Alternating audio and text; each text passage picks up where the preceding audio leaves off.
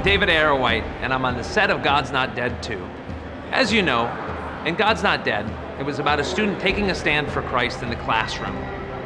On God's Not Dead 2, here we are, in the public courthouse. What would you do if you shared your faith in Jesus Christ with someone and it was deemed illegal? Would you be brave enough to take a stand in the public square knowing that you could lose everything? The battle, so to speak, was in the classroom with the first movie.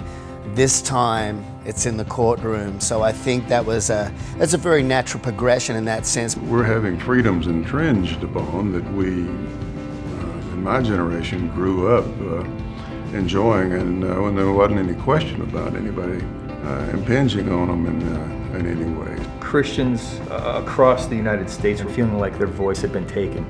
I think we just wanted to delve a little bit further into that and say, okay, what's really at risk here? This deals now with another issue that America is faced with, and it's really a freedom of religion and freedom of speech.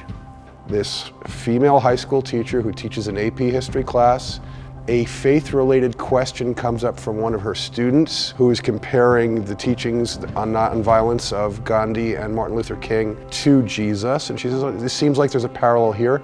And the teacher comments on that just honestly, and the whole world, then once she has said the J word in class, in a public school, the world starts crashing in very quickly. There's always a cost to something that's right. There's always a cost. There's people who will oppose you and they will kill you for your beliefs. But if you stand strong, right always is victorious. We have to love everyone, which is what Jesus calls us to do, so we would constantly give ground. Jesus told us to hold our ground, in other words, to say what we believe, to spread the gospel, but to do it lovingly. If I found a really great skincare line, and I love this and I wanted to tell you about it, so why wouldn't I do that with religion? Why wouldn't I do that with something that I've found that brings me joy and comfort and peace?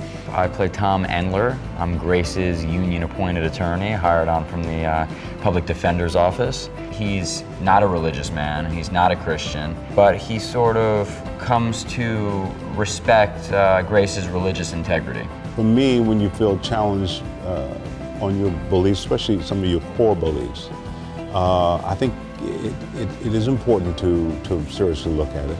If it can make you think about the issues, or if it can reinforce something that you feel and believe in, then I think it's done a good job.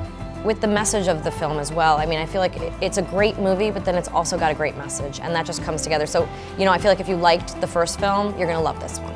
Michael mentions it from stage every night now, and when he mentions that there's going to be God's Not Dead 2, it's one of the biggest roars of the night because people are just so ready for this next movie, so we can't wait.